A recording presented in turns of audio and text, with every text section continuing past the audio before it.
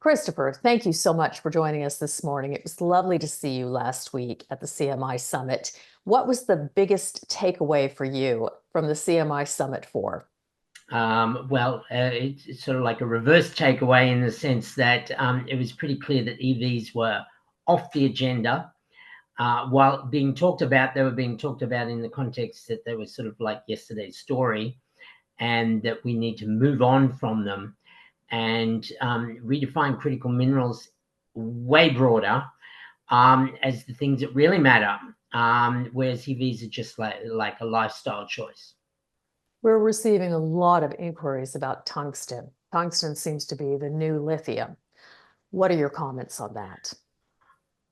Tungsten is absolutely critical from the military point of view. From the industrial point of view, it's very important in drill bits, tools, machine tools, that type of thing, everything that sort of makes other things. But militarily, it's absolutely vital for warheads and for armor plating. Bizarrely, armor-piercing shells and armor that resist the armor-piercing shells. So both sides in any war need tungsten, and that was proven in the Second World War. And certainly now there's a scramble on to try and secure supplies that are non-Chinese in sourcing.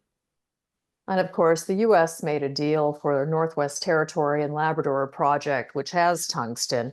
Any comments on basically the U.S. looking to Canada for critical minerals?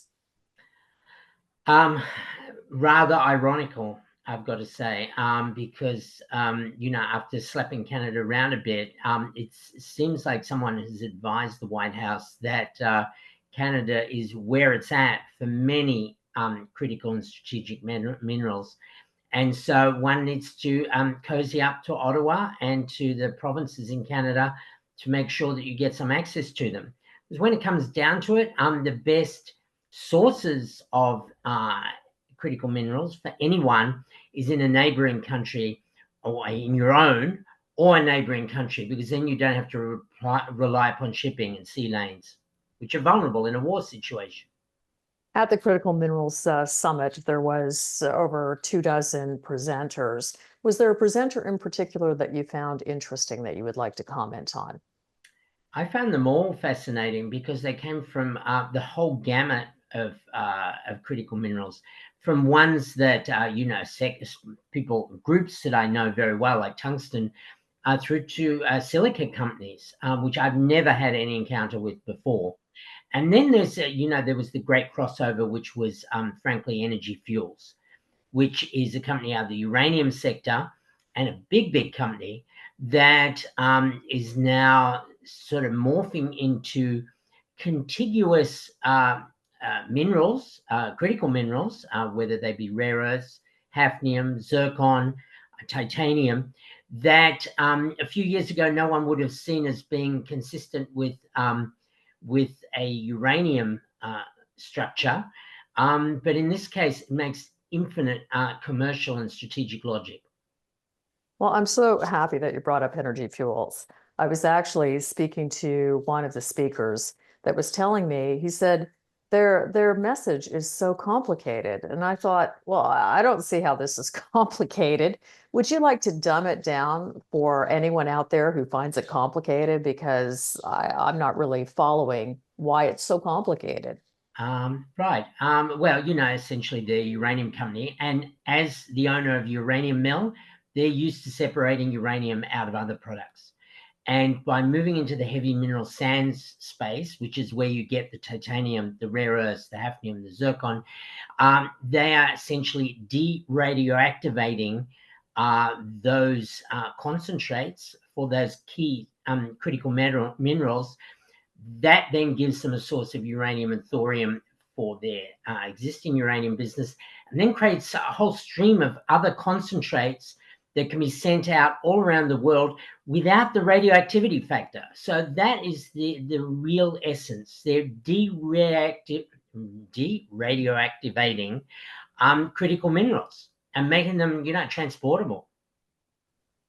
Just before we started this discussion today, I was bringing up President Trump's visit with the South African leader yesterday, and you were talking about the benefits of South Africa in the critical mineral supply chain and how the U.S. could benefit from that. Would you like to comment on that? Absolutely. We've been hearing all this stuff about the Ukraine, and many of these projects in the Ukraine are very sort of amorphous. South Africa is it at the moment in so many critical minerals, but particularly critical minerals that China is dependent upon. No one much talks about Chinese dependence, but China is totally dependent upon South Africa for chromite and for manganese, as two examples, but also for platinum group metals. South Africa is like a treasure house of minerals. And instead of slapping around the South African president, Trump should be sidling up to him. Certainly a lot easier to do so than sidling up to Kiev. And of course, that theme was actually reoccurring throughout the event. But intriguingly, I found the audience was more receptive to the tariffs with some minor adjustments. What did you think about No, you're the absolutely right. panelists? People are seeing the tariffs not for the sort of like the revengey aspect of it. They're seeing it as a way of enabling a sort of a reactivation of industry, some parts of which will succeed over time, and some parts won't be economic, and so they won't succeed without subsidies. But nothing would succeed as long as we have like an open door policy on Chinese flooding the markets and then blocking the markets and then flooding them again and blocking them again, which we've seen has created devastation in the rare earth market and the lithium market. On again, off again is very bad for business. And the Chinese have used that as a stratagem. We're all avid readers of the Hallgarten Research Report. Can you tell us what your most recent research report was that was most fun for you to do? They're all fun. But particularly looking at these aspects of where things come from and the way that supply chains are changing is pretty important. And minerals, in particular, as I pointed out at the conference, one of their main vulnerability points is shipping and transport. And so it's interesting that the US is now sort of waking up to the shipping issue, but everybody else should be as well. The fact that most of the shipping fleet, or the largest part, is controlled by China at the moment is a key vulnerability for everybody. And that was, of course, Christopher Ecclestone from Hallgarten Company. For more information, please go to his website. And Christopher, thank you for your time. Thank you, Tracy.